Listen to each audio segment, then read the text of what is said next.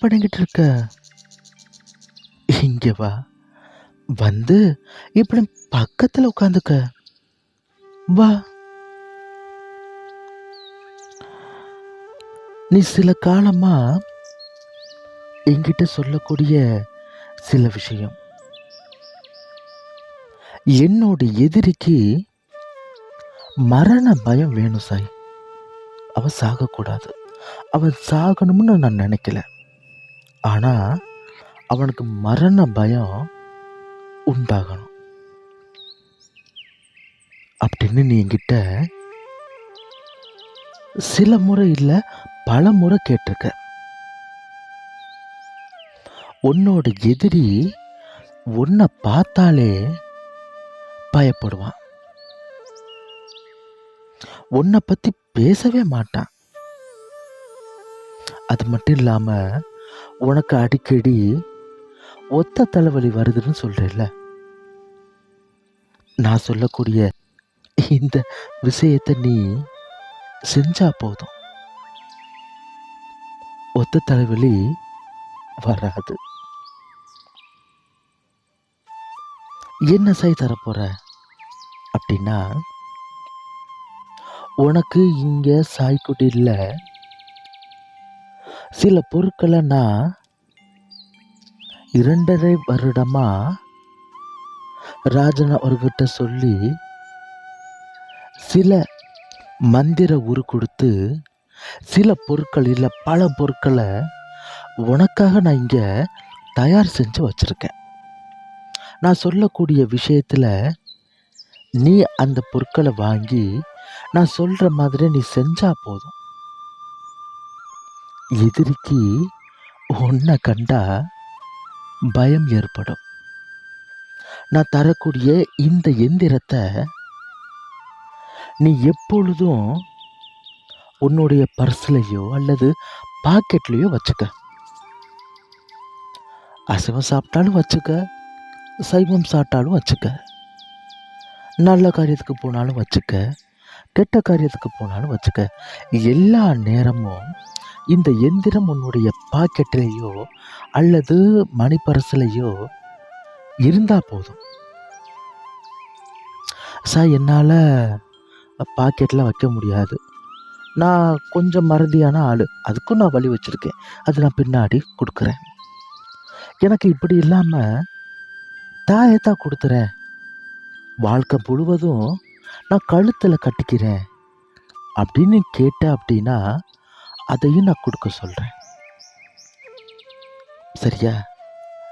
இல்லை, நான் தரக்கூடிய எந்திரத்தை நீ வீட்டில் கண்ணாடி ஃப்ரேம் போட்டு வீட்டு பூஜை ரூமில் வச்சாலும் போதும்.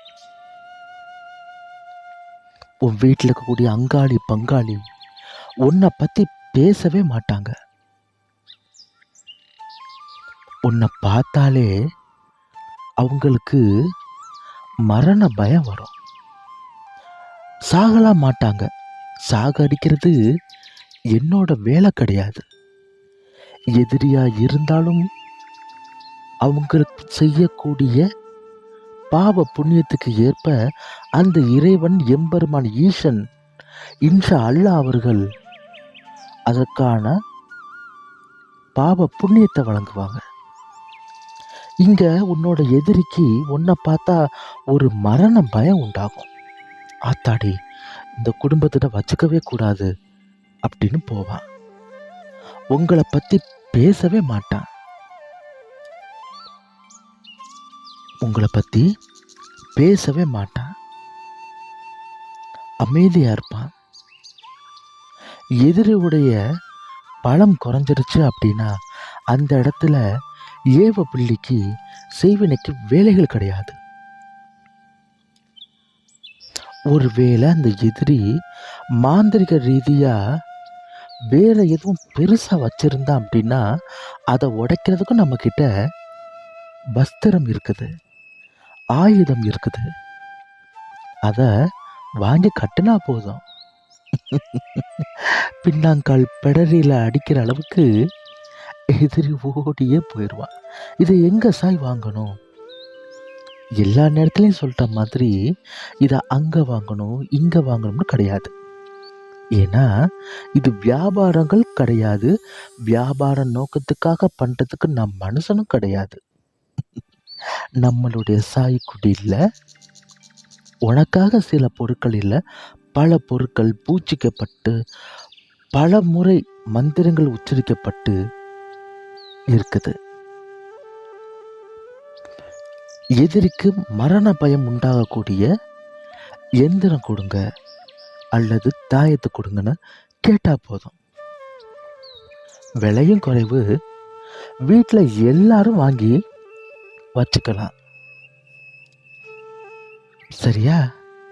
விலை குறைவா கொடுக்கறதுனால அலட்சியப்படுத்திட்டு, சரி நான் தெரியாம இதை பண்ணிட்டேன், அதை பண்ணிட்டேன், மன்னிச்சிடு, எனக்கு திரும்பவும் அதே விலைக்கு கொடு அப்படின்னா நிச்சயமா தரமாட்டேன்.